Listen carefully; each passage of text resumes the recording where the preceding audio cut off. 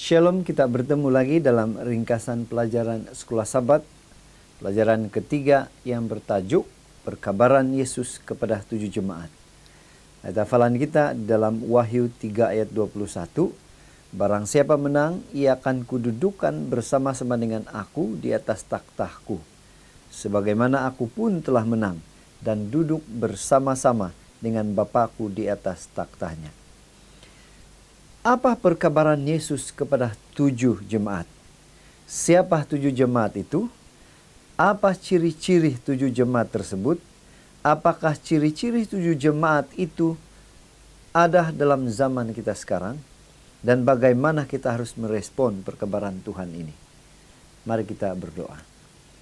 Bapa di sorga, terima kasih karena Engkau terus bersama dengan kami dalam ringkasan Sekolah Sabat. Dialah kalbudi kepintaran dari sorga, jadi bahagian kami. Dalam nama Yesus kami berdoa. Amin. Fokus Sekolah Sabat kita pada minggu ini ialah kita akan menganalisis perkabaran Tuhan kepada 6 lagi jemaat di Empire Roma. Karena minggu lalu kita sudah mempelajari mengenai dengan jemaat yang pertama, yaitu jemaat Efesus. Nah, selain itu kita juga akan mempelajari respon setiap jemaat, bagaimana Tuhan menegur dan memanggil mereka kembali kepada Tuhan. Akhirnya kita akan melihat bahwa Yesus menawarkan pengharapan dan jawaban bagi keperluan setiap gereja dalam setiap keadaan. Tuhan boleh memenuhi keperluan kita hari ini juga. Kita akan mempelajari setiap 7 jemaat ini dalam catatan sejarah dan ciri-cirinya satu persatu.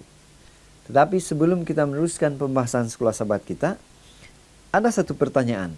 Mengapa Yesus memilih 7 kota ini? Sedangkan ada banyak kota lagi yang lain di Empire Roma pada ketika itu. Nah, jawabannya ialah angka 7 adalah angka sempurna. 7 jemaat ini menceritakan ciri-ciri jemaat Tuhan yang berlaku sepanjang sejarah dunia ini. Rencana penyelamatan Tuhan pada manusia boleh dilihat dalam ciri-ciri 7 jemaat ini yang bermula dari jemaat Efesus dan berakhir ke jemaat Laodikia. Dan inilah kesempurnaan yang Tuhan ingin kita ketahui. Dan yang paling penting, kita boleh bertobat dan kembali kepada Tuhan. Nah, mari kita menganalisa setiap gereja ini. Namun sebelumnya, ingat kembali surat yang dikirimkan Rasul Yohanes ini disusun menurut suatu pola yang mempunyai beberapa bahagian. Ada alamat surat ataupun sumber surat itu. Kemudian bagaimana Yesus memperkenalkan dirinya atau sifat Kristus. Kemudian ada bahagian pujian, celaan dan kritikan, nasihat, ajakan jaminan atau panggilan, dan kemudian pahala dan janji. Nah, Efesus, jemaat Efesus sabat lalu kita mengetahui dia berada di tahun 31 hingga 100 Masihi. Di mana pada ketika itu ia berakhir di masa kematian Yohanes. Mari kita membahas jemaat yang kedua, Smyrna. Nah, jemaat Smyrna ini adalah dari tahun 100 sehingga 323, yaitu sehingga Konstantin telah bertobat pada 313 Masihi. Dan cerita mengenai Smyrna ini boleh kita baca di dalam Wahyu pasal yang kedua ayat yang ke-8 sehingga 11.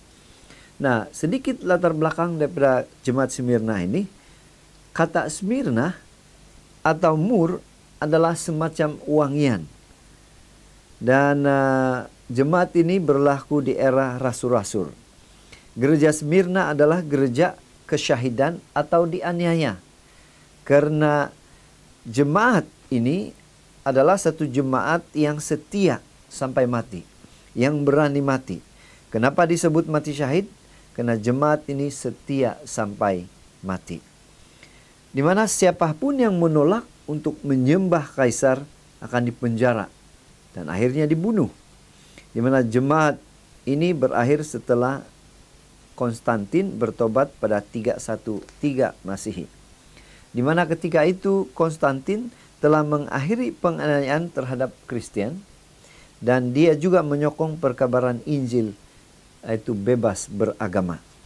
Nah, bagaimana Yesus memperkenalkan diri kepada jemaat Smyrna? Perhatikan dalam Wahyu 2 ayat 8, inilah firman dari yang awal dan akhir yang telah mati dan hidup kembali. Dan apa pujian kepada jemaat ini?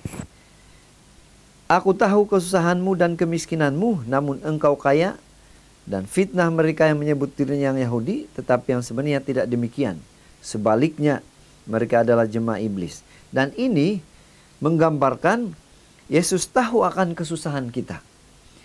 Yesus tahu akan penderitaan, kesulitan yang diderita oleh jemaat Smyrna pada ketika itu. Di mana jemaat-jemaat Smyrna ini menderita karena dianiaya oleh Kaisar Romawi. Seperti Kaisar Trajan, Hadrian, Marcus Aurelius, Decius, Valerian, dan Diokletian. Di antara 303 hingga 313. Nasihat Yesus kepada jemaat ini adalah jangan takut walaupun kamu menderita. Dia juga menasihati supaya setialah sampai mati. Walaupun ada kesusahan selama 10 hari, yaitu disiksa atau dianiaya oleh Kaisar selama 10 tahun. Dari 303 hingga 313 oleh Kaisar Diokletian. Tetapi Yesus menasihatkan supaya tetap teguh, jangan takut, walaupun harus mati. Apakah ada celaan di jemaat ini?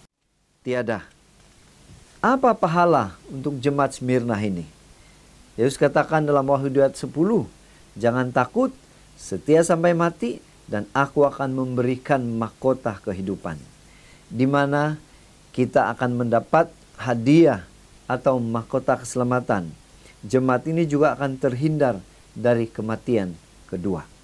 Itulah secara ringkas jemaat Smyrna. Nah, jemaat Pergamus zaman dari tahun 313 hingga 538 hingga Justinian memberikan kekuatan politik kepausan. Dan cerita ini kita boleh baca dalam Wahyu 2 ayat 12 hingga. Sedikit latar belakang dari jemaat ini adalah jemaat yang berkompromi. Kenapa dia berkompromi? Di mana Pergamus artinya menikah. Dan di zaman ini gereja telah menikah dengan dunia. Semua sistem, nilai dan norma dari dunia telah masuk di dalam gereja. Inilah keadaannya kompromi. Dan zaman ini berlangsung dari naiknya Konstantin dari jemaat yang sebelum itu naik sebagai kaisar hingga abad ke-6 ketika masa kepausan dimulai. Nah, saat inilah di saat pernikahan, yaitu gereja dan juga dunia bergabung. Konstantin menjadikan Kristen sebagai agama rasmi kerajaan Roma. Selama ini pengaruh rohani dalam gereja yang berkuasa, tetapi seiring dengan meningkatnya pengaruh politik gereja, maka pengaruh spiritual agama semakin berkurangan. Kaisar yang hidup disembah untuk pertama kalinya di Pergamus pada 29 sebelum Masehi. Bagaimana Yesus memperkenalkan dirinya? Dia memperkenalkan dirinya kepada jemaat Pergamus dengan menyatakan dirinya adalah Kristus dengan kemegahan dan kemuliaannya. Boleh baca di dalam pasal 2 Wahyu 12 hingga 27. Nah, pujian kepada jemaat ini adalah walaupun ada musuh-musuh atau iblis di tengah-tengah jemaat itu, masih ada anggota atau anak-anak Tuhan yang tetap memelihara iman. Adanya pujian karena ada umat-umat yang sisa ini. Nah, apa nasihat celaan Kristus kepada jemaat ini? Beberapa orang di gereja mengajarkan bahwa itu benar, yaitu Biliam dan Nikolaus. Yesus memberi mereka kesempatan untuk bertobat. Jika tidak, mereka akan dihukum dengan pedang tajam yang berasal dari mulutnya. Yesus mencelah jemaat ini karena adanya ajaran Biliam dan Balak. di mana ajaran Bileam ini mendorong orang Israel memakan makanan yang dipersembahkan kepada berhala dan mempengaruhi mereka berbuat zina dengan anak-anak perempuan Moab. Apa pahala untuk jemaat ini? Mereka memerlukan roti kehidupan, yaitu manna yang tersembunyi, seperti yang kita lakukan hari ini.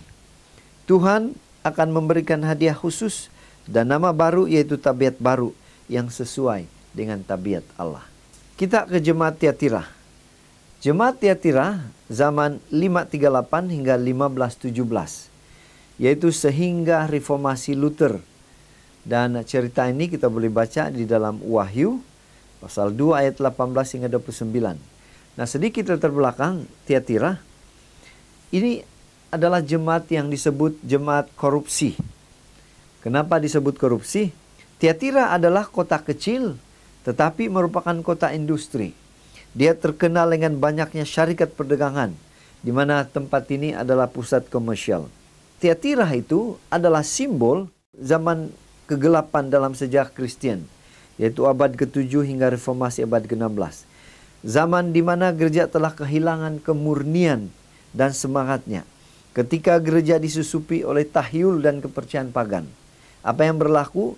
Di mana tempat ini terkenal dengan persatuan atau industri perdagangan, di mana Empire Rome harus juga bersatu dengan persatuan perdagangan yang ada di Tiatira pada ketika itu. Jadi, siapa yang tidak bersekutu, risikonya tidak dapat apa-apa. Jadi orang Kristen pada masa itu harus memilih kompromi atau dikeluarkan sepenuhnya demi memelihara iman atau Injil. Nah, gereja Tiatira adalah gereja yang disebut gereja yang berzina, paling tercemar karena ada ajaran yang disebut ajaran Isabel, di mana Isabel ini menghasut jemaat di Tiatira untuk berkompromi dengan penyembahan-penyembahan berhala atau perzinahan. Bagaimana Yesus menegur jemaat ini? Kalau kita baca dalam Wahyu 2:18, inilah firman anak Allah yang matanya bagaikan nyala api dan kakinya bagaikan tembaga. Ini menggambarkan Kristus yang dimuliakan dengan kemegahan sinar wajahnya. Pujian jemaat ini. Aku tahu pekerjaanmu, menggambarkan jemaat yang berlandaskan iman dan kasih yang dibuktikan melalui pelayanan dan ketekunan. Yang terakhir lebih banyak daripada yang pertama. Ini gambaran penghargaan Tuhan atas perbaikan dalam pengalaman pertumbuhan kerohanian jemaat tersebut. Yesus mencelah jemaat ini karena berkompromi dengan kekafiran, berhala, dan perzinahan. Di mana di Tiatira, tukang-tukang harus mengambil bahagian dalam ritual kafir agar dapat diterima di syarikat dagang. Para pemimpin gereja mendorong orang Kristen untuk berkompromi. Yang inilah yang diajarkan oleh Isabel. Dan selama abad pertengahan, masa yang tidak berpendidikan memiliki semangat keagamaan yang besar. Tetapi para pemimpin gereja merusak iman Kristen. Pada 538 Masehi, kekaisaran memberi mereka wewenang. Mereka menggantikan syafaat Kristus dengan syafaat manusia. Mengajarkan bahwa keselamatan dapat dibeli atau diperoleh melalui karya ataupun perbuatan. Hukuman akan dikenakan kepada mereka yang menjadi pengikut Isabel, yaitu hukuman mati, sebab Tuhan boleh melihat hati, pikiran, dan emosi mereka. Nah, apa pahala jemaat ini? Pahala yang mereka terima adalah kalau mereka tetap setia, kalau mereka tetap memelihara iman, Tuhan akan menolong anggota jemaat yang tetap setia dan memelihara iman. Kepada kamu, yaitu orang-orang lain di Tiatira yang tidak mengikuti ajaran itu menggambarkan bahwa Tuhan akan memelihara umat Tuhan yang tetap setia. Dan ajakan untuk jemaat ini Tuhan memanggil agar jemaat di Tiatira tetap setia, memegang Injil, iman. Karena bila mana kita tetap setia, Tuhan akan memberikan kemenangan, Tuhan akan memberikan mahkota keselamatan kepada jemaat ini. Kita ke jemaat Sardis. Jemaat Sardis ini di zaman 1517 hingga 1798, yaitu hingga Paus penjara. Dan cerita ini kita boleh baca dalam Wahyu pasal 3 ayat 1 hingga 6. Sedikit latar belakang daripada Sardis. Jemaat ini disebut sebagai jemaat yang mati. Di mana tahun 1517 reformasi mengangkat kebenaran lagi. Tapi sayangnya antara tahun 1565 hingga 1740, gereja yang direformasi merosot menjadi hanya formality tanpa kehidupan. Mati.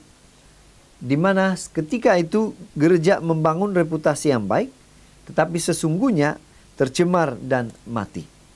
Kekristenan di Sardis juga adalah kekristenan hanya dalam nama. Yesus mengatakan kepada mereka, engkau dikatakan hidup, padahal engkau mati. Di luar mereka mengaku Kristus, tetapi tidak hidup dalam hidup keagamaan yang benar. Bagaimana Yesus memperkenalkan diri pada jemaat ini? Yesus memperkenalkan diri sebagai Yesus yang sempurna. Yaitu inilah firman Dia yang memiliki ketujuh roh Allah dan ketujuh bintang. Dan apa celaan jemaat ini? Jemaat ini adalah jemaat yang munafik. Pada mulanya setia tetapi akhirnya mati rohani di akhir-akhir reformasi. Jadi apa nasihat Yesus untuk jemaat ini? Masih ada jemaat yang tetap setia, di mana semangat protes kepada kuasa Roma harus selalu kuat. Kemudian kita harus selalu waspada. Ingat kembali kesetiaan jemaat yang mula-mula. Karena Yesus mengatakan kalau kamu tidak beringat, bahaya. Karena kedatangan Tuhan itu seperti pencuri. Nah, pujian untuk jemaat ini, ada beberapa orang yang tidak mencemarkan pakaiannya. Yaitu lambang anggota jemaat Sardis yang tidak jatuh melalui pencemaran moral. Kemudian, pujian berjalan dengan aku dalam pakaian putih yang melambangkan kesucian, kemurnian moral sesudah mereka menerima kebenaran Kristus dan penyucian jubah mereka di dalam darahnya. Dan pahala yang diterima untuk jemaat ini, kalau mereka tetap setia, adalah Yesus Kristus meminta mereka untuk mencari keunggulan rohani dan menjaga iman supaya tetap bersih. Dia akan memberi kita pakaian putih. Kemudian nama kita dalam daftar kitab kehidupan. Kita ke jemaat Philadelphia. Jemaat Philadelphia dari tahun 1798 hingga 1844, yaitu hingga akhir 2300 hari nubuatan. Dan cerita ini boleh dibaca dalam Wahyu pasal 3 ayat 7 hingga 13. Sedikit latar belakang Philadelphia. Philadelphia disebut sebagai jemaat persaudaraan atau kasih persaudaraan. Di mana kata Philadelphia artinya adalah kasih sayang persaudaraan, yang berasal dari kata philos, kasih, dan kata adelphos, saudara. Nah, kota Philadelphia dibangun antara 189 sebelum Masehi hingga tahun 138 sebelum Masehi. Bagaimana Yesus memperkenalkan dirinya pada jemaat ini? Yesus memperkenalkan dengan cara dia mengatakan dia adalah yang kudus, yaitu gambaran Kristus dengan keilahiannya yang boleh didekati. Yesus juga menggambarkan bahwa dialah yang memegang kunci Daud. Gambaran kedaulatan Tuhan atas jemaat dan tujuan ilahi yang dikecapi. Yang berkuasa membuka pintu rencana keselamatan yang tidak terbatas untuk jemaat ini. Nah, pintu di sini adalah pintu hati untuk menerima panggilan keselamatan. Nah, pujian untuk jemaat ini, Yesus memuji mereka karena Yesus katakan, aku tahu kekuatanmu tidak seberapa. Ini menceritakan situasi jemaat Philadelphia lebih menggembirakan daripada situasi jemaat Sardis yang menyedihkan. Karena jemaat Philadelphia lebih memperhatikan firman Kristus dan tidak menyangkal Tuhan. Nasihat dan amaran untuk jemaat ini ialah bertahan dengan ujian yang berlaku di dalam jemaat. Apa celaan jemaat ini? Tidak ada celaan. pintu terbuka untuk kebenaran. Dan pahala untuk jemaat ini adalah Yesus akan menempatkan karakternya atau namanya di dalam kita. Dan kita akan hidup selamanya bersamanya. Pahala seterusnya adalah mereka akan menjadi sahabat Tuhan selamanya. Dan juga mereka akan menjadi warga negara kota Allah, Yerusalem baru. Kita ke jemaat yang terakhir, jemaat Laodikia, yaitu 1844 sehingga akhir zaman. Dan cerita ini kita boleh baca dalam Wahyu 3 ayat 14 hingga 22. Sedikit latar belakang jemaat ini. Nah, kota Laodikia disebut sebagai jemaat yang suam-suam. Kota ini juga adalah kota perdagangan yang maju. Dan kota ini disebut kota fashion dan juga kota emas. Dan kota Laodikia terkenal oleh pembuatan wul bulu domba hitam dan menjadi pusat ilmu kedokteran mata. Bagaimana Yesus memperkenalkan diri? Yesus memperkenalkan diri kepada jemaat Laodikia dengan mengatakan bahwa dialah amin, saksi yang setia dan benar, permulaan dari ciptaan, yang menyatakan bahwa Kristus adalah kebenaran dan saksi kepada kehidupan kita. Dia juga adalah sang pencipta dunia ini. Dia kekal sejak dari semula. Apa pujian jemaat ini? Tidak ada yang baik ditulis tentang jemaat ini. Apa celaan atau kelemahan pula? Celaannya adalah jemaat ini disebut sebagai tidak dingin dan tidak panas, yaitu suam-suam, yaitu tidak mengikuti Yesus sungguh-sungguh, hanya pada nama. Di mana ada ungkapan mengatakan tidak terlalu jelek, tetapi tidak terlalu juga bagus. Inilah keadaan rohani jemaat Laodikia, di mana mudah menjadi batu sandungan pada orang lain dan merasa diri kaya rohani, sedangkan tidak rohani kehidupannya. Jadi Yesus menasihati jemaat Laodikia. Yesus mengetahui kehidupan rohani pribadi jemaat ini dan mendorong mereka untuk mendapatkan apa yang kita perlukan darinya. Itu sebabnya Yesus menyuruh mereka membeli, yaitu emas, yaitu iman, pakaian putih, itulah keselamatan dan kebenaran. Salib atau ubat mata, itulah pemahaman atau mata rohani, supaya boleh melihat kebenaran yang sesungguhnya. Apa jaminan dan pahala jemaat ini? Pahalanya adalah Yesus secara terus-menerus mengetuk pintu hati kita. Jika kita membiarkan Dia masuk dan tinggal bersamanya, kita akan duduk bersamanya di atas takhtanya. Begitulah ringkasannya tentang 6 jemaat yang kita sudah bahas sebentar tadi. Pertanyaan yang terakhir adalah, apa respon? Apa kesimpulan setelah kita membahas dan mempelajari 7 jemaat ini? Apa yang menjadi penerapan dalam hidup kita? Kembali kepada ayat hafalan kita tadi, saudara. Barang siapa menang, ia akan kududukan bersama dengan aku di atas takhtaku, sebagaimana aku pun telah menang dan duduk bersama-sama dengan Bapakku di atas takhtanya.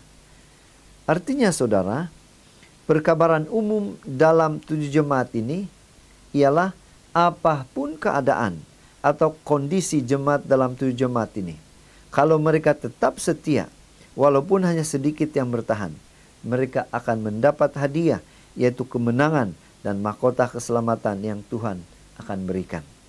Jika kita tetap setia hingga akhir dan kita akan menang, janji Yesus adalah yang pertama, Dia akan memberi kita buah pohon kehidupan. Kemudian kedua, Dia akan melindungi kita dari kematian kedua. Kemudian ketiga, Dia akan memberi kita manah dan batu putih kecil dengan nama yang baru. Kemudian keempat, Dia akan tetap bekerja sampai akhir untuk kemenangan keselamatan kita. Dia akan memberi kita bintang pagi dan otoritas atas bangsa-bangsa.